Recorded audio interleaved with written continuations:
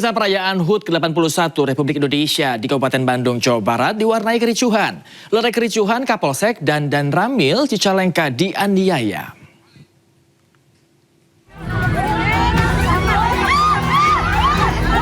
Viral di media sosial, perayaan HUT ke-81 RI di Cicalengka, Kabupaten Bandung, Jawa Barat diwarnai aksi baku hantam. Hendak lerai perkelahian, Kapolsek dan Ramil Cicalengka dianiaya 3 orang pelaku saat arak-arakan HUT ke-81 RI. Pelaku yang tak terima kemudian melakukan penganiayaan terhadap 2 pejabat. Akibatnya Kapolsek dan Ramil menderita luka di bagian wajah dan harus mendapatkan penanganan medis. Ketiga pelaku melakukan penganiayaan terhadap petugas karena dibawa pengaruh minuman keras.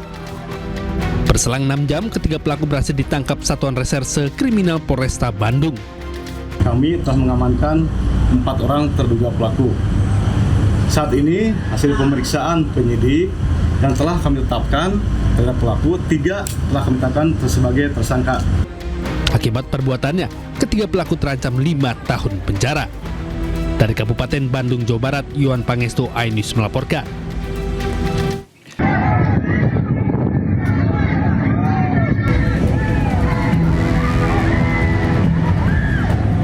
Para penumpang kapal lari berhamburan di atas dermaga untuk menjauh dari kecelakaan tabrakan kapal di Pelabuhan Jailolo, Halmahera Barat, Maluku Utara.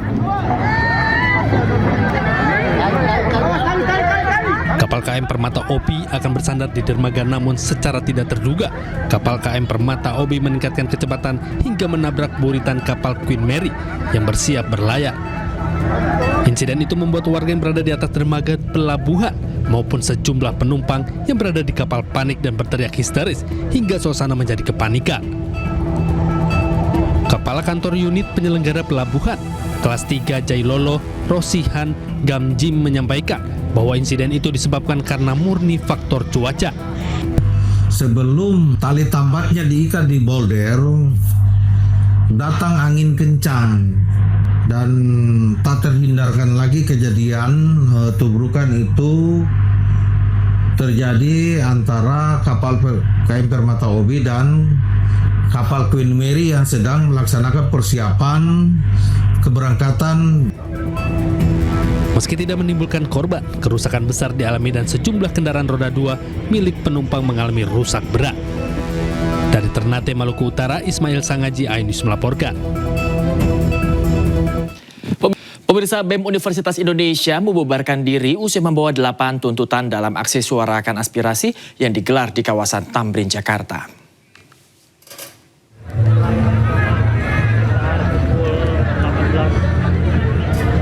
Aksi suarakan aspirasi menjadi momentum bagi mahasiswa untuk mempertanyakan kondisi kemerdekaan yang dirasakan masyarakat saat ini. 8 tuntutan mahasiswa disuarakan mencakup persoalan ekonomi, korupsi, reforma agraria, kebijakan pemerintah hingga keterlibatan aparat dalam ruang sipil. Selain itu, aspirasi mahasiswa ini menyoroti sejumlah persoalan yang dinilai belum terwujudnya kedaulatan rakyat dan minimnya lapangan kerja, serta akses pendidikan juga kesehatan gratis yang dinilai belum merata. Tolak MBG sekarang juga. Tolak MBG. Kami ingin menyampaikan bahwa pelaksanaan penyampaian aspirasi di depan umum sudah selesai dilaksanakan, berjalan aman dan kondusif. Kami menyampaikan terima kasih kepada rekan-rekan mahasiswa yang pada hari ini sudah menyampaikan aspirasinya dan semua berjalan kondusif. Tetapi dalam proses pelaksanaan aksi ada temuan oleh Satgas Gakum. Ditemukan 1 buah bilah pisau yang dibawa oleh oknum berinisial AM, ini masih didalami. Yang satu lagi 1 buah golok yang dibawa oleh supir ambulan. Kami menghimbau kepada seluruh masyarakat, seluruh peserta aksi, barang-barang berbahaya, barang-barang benda tajam ini tidak boleh dibawa pada saat melaksanakan aksi. Polisi menangkap 21 orang yang diduga akan jadi perusuh demo di Jakarta hari ini. Polisi juga menyita petasan atau flare hingga bom molotov.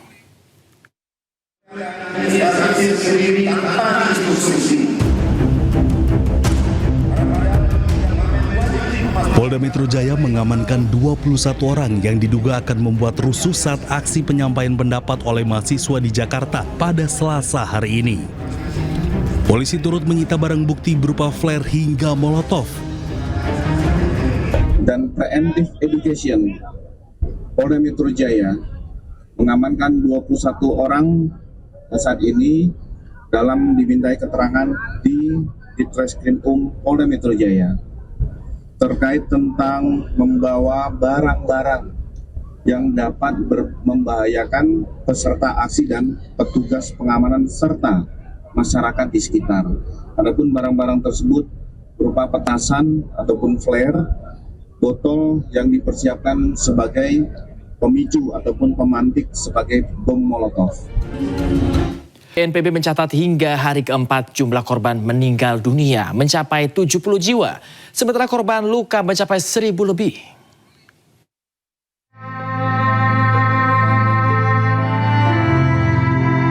Memasuki hari keempat pasca gempa bumi magnitudo 7,7 mengguncang Nusa Tenggara Timur. BNPB mencatat jumlah korban meninggal dunia mencapai 70 jiwa. Korban terbanyak berada di Kabupaten Manggarai sebanyak 27 jiwa. Sementara itu, korban luka mencapai 1.182 jiwa. Selain itu, gempa juga menyebabkan gelombang pengungsi sebanyak 40.040 jiwa. Pengungsi tertinggi berada di Kabupaten Manggarai Timur dan Kabupaten Manggarai. Hingga saat ini, pengungsi masih membutuhkan bantuan makanan dan minuman serta obat-obatan. Tim Liputan iNews melaporkan. Pemerintah terus percepat penanganan dampak bencana di Nusa Tenggara Timur. Wakil Menteri Kesehatan RI, Dr. Benyamin Paulus Octavianus katakan Kemenkes telah dirikan rumah sakit darurat di Nagekeo dan Ruteng, serta pastikan pelayanan kesehatan tetap berjalan meski sejumlah fasilitas kesehatan lain alami kerusakan. Jadi kita bikin rumah sakit darurat sehingga hari ini rumah sakit darurat itu dibangunnya cuma perlu sekitar 5-6 jam, jadi hari ini sudah bisa dipakai untuk operasi. Jadi itulah dari 21 rumah sakit 16 beroperasi maksimal total, 4 yang terganggu tapi masih bisa dipakai, yang di Ruteng rusak total sehingga kita datangkan kemarin siang landing di Labuan Bajo, langsung pakai truk menuju ke Ruteng. Tadi pagi saya lihat mulai dipasang, sekarang sudah selesai. Pemirsa, Kapolri Jenderal Polisi Listio Sigit Prabowo bersama Ketua Komisi 4 DPR RI Titik Soeharto meninjau langsung sejumlah lokasi terdampak bencana gempa bumi di Kabupaten Manggarai dan Manggarai Timur, Nusa Tenggara Timur. Dalam kunjungannya, Kapolri menyerahkan bantuan kepada masyarakat terdampak. Kunjungan ini merupakan bagian dari upaya memastikan penanganan bencana berjalan sesuai arahan Presiden, mulai dari proses pencarian dan pertolongan hingga evakuasi korban. Kapolri menyampaikan duka cita mendalam atas bencana gempa bumi yang melanda wilayah NTT. Ia mengajak seluruh masyarakat untuk mendoakan para korban meninggal dunia, korban luka, serta masyarakat terdampak. Kapolri berharap kondisi segera membaik, seluruh proses penanganan berjalan lancar, dan masyarakat terdampak dapat kembali beraktivitas seperti sedia kala. Kita mendapatkan informasi bencana, segera kita kirimkan anggota untuk segera melaksanakan SAR, melaksanakan evakuasi, dan tentunya juga membuat tenda-tenda pengungsian dan melakukan langkah-langkah awal pada saat tanggap darurat untuk memberikan bantuan terkait dengan masalah logistik, masalah makanan, dan juga perawatan dan pengobatan. Sementara Kala itu personil Brimopolda NTT bersama BKO Penanganan Bencana Gempa Bumi Flores melaksanakan pemasangan water treatment di posko terpadu darurat bencana di Polsek Aesesa dan Polres Nagekeo, Kabupaten Nagekeo, NTT. Hal tersebut dilakukan guna memenuhi kebutuhan air bersih warga terdampak gempa bumi Nusa Tenggara Timur.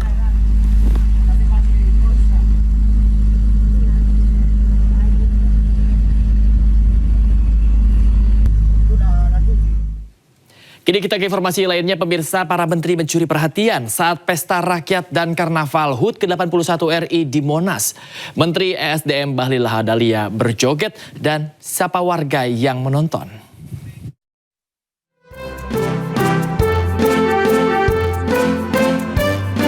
Pesta Rakyat dan Karnaval HUT ke-81 Republik Indonesia di Monas berlangsung meriah Senin malam. Para menteri tampil mencuri perhatian di atas mobil hias kementerian.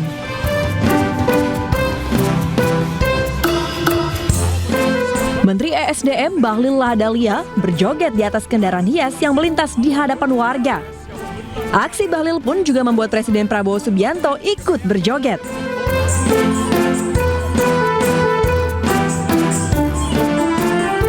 Bahlil juga aktif menyapa warga dengan melambaikan tangan. Sementara, Menteri Keuangan Purbaya Judisadewa mendabuh drum dari atas kendaraan hias Kementerian PPN, Bappenas, dan Kemenkeu RI. Aksi Purbaya juga mendapat perhatian dari warga yang menonton.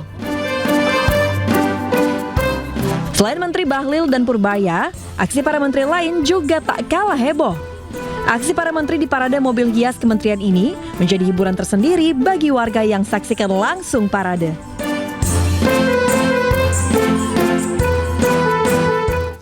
Upacara penurunan bendera merah putih digelar di Kabupaten Mimika, Papua Tengah sebagai salah satu rangkaian penting peringatan HUT ke-81 Republik Indonesia. Kegiatan ini dilaksanakan dengan penuh khidmat dan tertib oleh seluruh peserta upacara.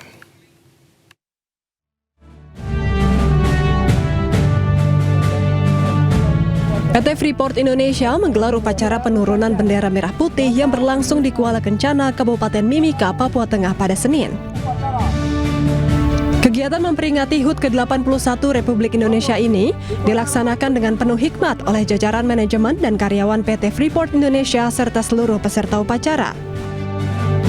Upacara penurunan bendera merah putih tersebut dipimpin langsung oleh Vice President Maintenance Support PT Freeport Indonesia, Luki Hermawan.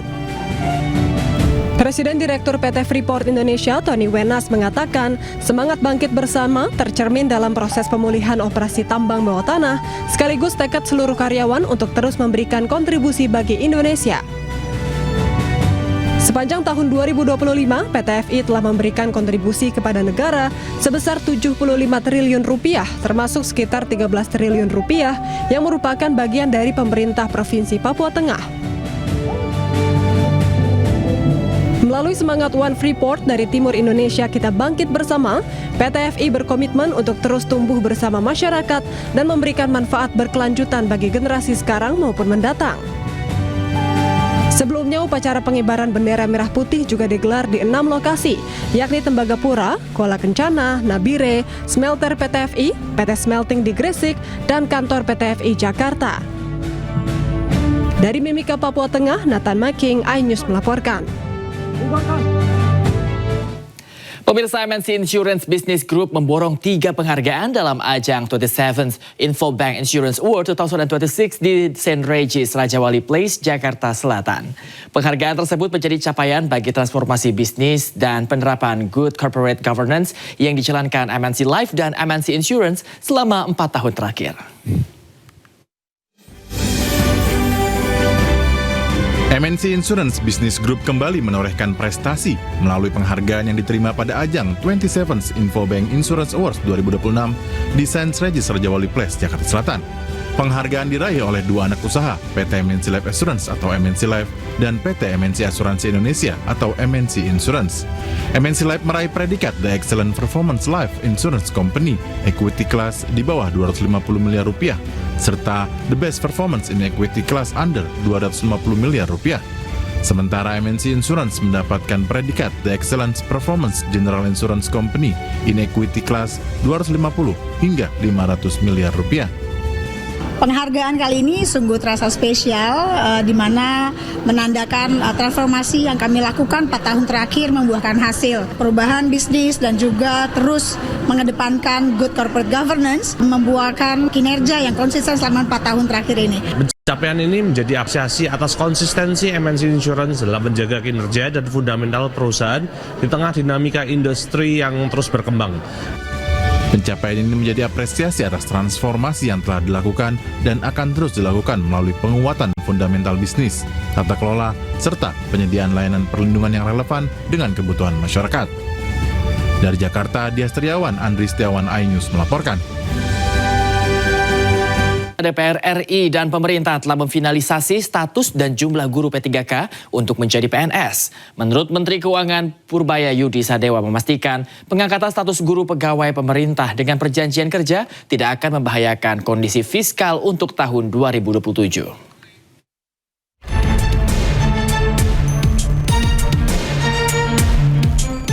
Usai rapat, Wakil Ketua DPR RI Sufmi Dasko Ahmad menyampaikan bahwa DPR RI dan pemerintah telah memfinalisasi status dan jumlah guru P3K untuk menjadi PNS seleksi pada 2027. Kesempatan untuk seleksi PNS bukan hanya guru sekolah biasa, tetapi juga meliputi guru madrasah hingga guru taman kanak-kanak. Selain itu, Bima Arya, Wakil Menteri Dalam Negeri, mengatakan pemerintah daerah diminta menyisir dan memastikan kapasitas fiskal daerah secara teliti terlebih dahulu sebelum menyatakan kondisi darurat anggaran. Pemerintah pusat juga menyiapkan opsi dukungan fiskal tambahan serta pengalihan status bagi tenaga tertentu seperti guru P3K paruh waktu menjadi penuh waktu. Dan Kemendagri akan turun untuk mengawal, melakukan sosialisasi dan memastikan kepala daerah tidak lagi merekrut staf-staf baru dan semuanya disesuaikan dengan tahapan yang disepakati berdasarkan rapat pada hari ini. Sementara itu, Menteri Keuangan Purbaya Yudi Sadewa memastikan pengangkatan status guru pegawai pemerintah dengan perjanjian kerja tidak akan membahayakan kondisi fiskal untuk tahun 2027. Berdasarkan hasil rapat tadi, kami juga sudah melakukan simulasi untuk anggaran tahun ini dan tahun-tahun berikutnya. Jadi langkah-langkah ini diambil tanpa membahayakan kondisi fiskal kita tahun 2027 yang tetap dijaga di 2,4% defisitnya. Seluruh proses penataan pegawai di daerah diwajibkan mengikuti skema serta tahapan yang telah disepakati bersama antara pemerintah, pusat, dan DPR RI. Tim Liputan iNews melaporkan. Ex-Jampitsus Febri Adriansyah meminta barang bukti yang disita di rumahnya di Sentul, Jawa Barat segera dikembalikan. Pengacaranya berdalih penggeledahan yang dilakukan cacat prosedur sehingga barang bukti yang disita tidak sah secara hukum.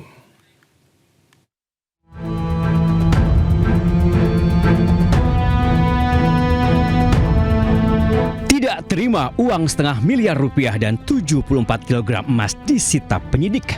Ex-Jampitsus Febri Adriansyah mendesak semua barang bukti itu harus dikembalikan.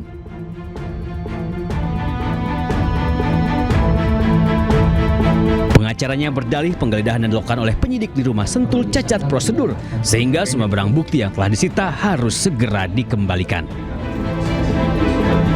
Kami menemukan proses penggeledahan tersebut diduga dilakukan tanpa izin pengadilan yang sah.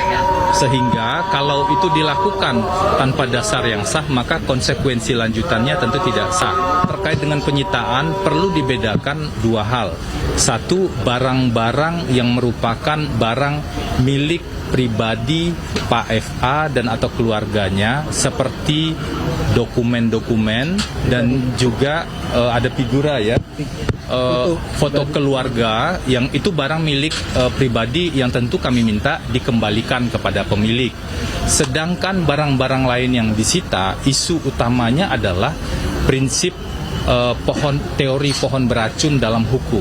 Jadi kalau awalnya itu sudah beracun atau tidak sah, maka barang-barang tersebut tidak boleh dan tidak bisa digunakan sebagai alat bukti lanjutan. Sebelumnya, tim penyidik Kortas Tipikor Polri menggeledah 13 tempat terkait kasus mega korupsi yang menjerat Febri. Di rumah Febri Adriansyah di Sentul, Bogor, Jawa Barat, penyidik menyita 74 kg emas dan uang 476 miliar rupiah.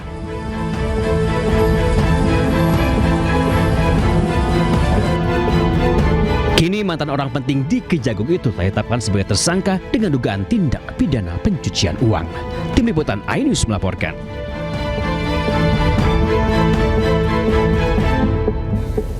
Sementara itu, Kapus Penkum Kejagung RI menyampaikan bahwa tim Kejagung sudah menyiapkan 2 tim untuk menghadapi sidang pra-peradilan Febri Adriansyah. Kejagung juga telah memanggil 7 saksi untuk diperiksa terkait kasus TPPU yang menjerat Febri.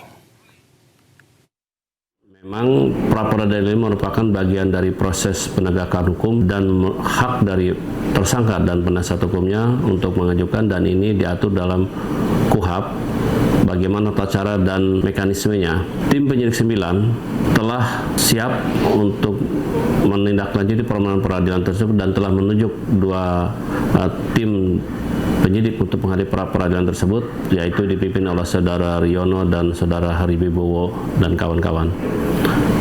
Dan tim penyidik 9 pada hari ini telah melakukan pemanggilan terhadap saksi-saksi kurang lebih 7 orang dan dari pihak swasta, dan 1 saksi dari pihak perbankan, dan 1 lagi dari pihak ahli.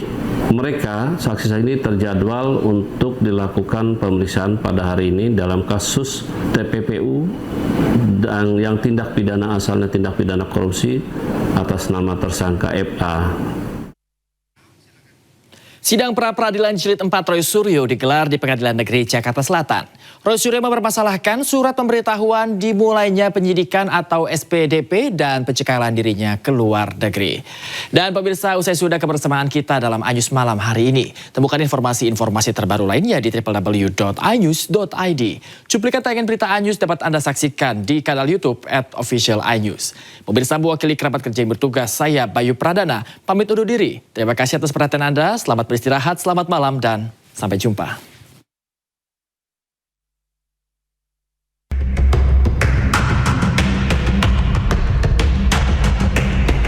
Sidang pra-peradilan Roy Suryo sudah memasuki jilid keempat. Dalam sidang kali ini, kuasa hukum Roy Suryo, Refli Harun, mengungkit surat pemberitahuan dimulainya penyidikan atau SPDP pada tanggal 15 Januari dan 30 Maret 2026. Refli menyebut SPDP tersebut tidak pernah diterima Roy Suryo. Menurut Refli, pihak termohon yakni Polda Metro Jaya hanya mendasarkan proses penyidikan pada SPDP 14 Juli 2025.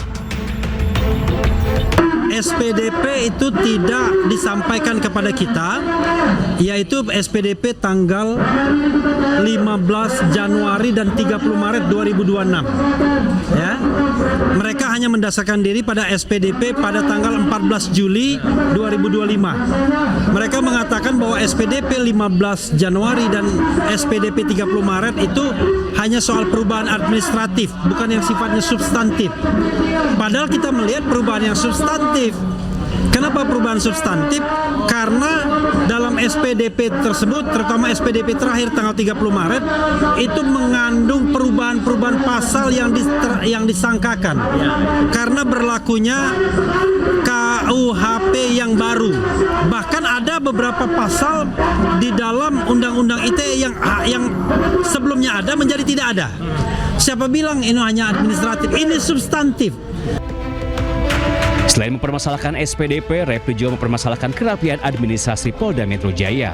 Menurut Refli, alih-alih mendapatkan SPDP dari Polda Metro Jaya, pihaknya justru mengetahui SPDP tersebut dari Komnas HAM.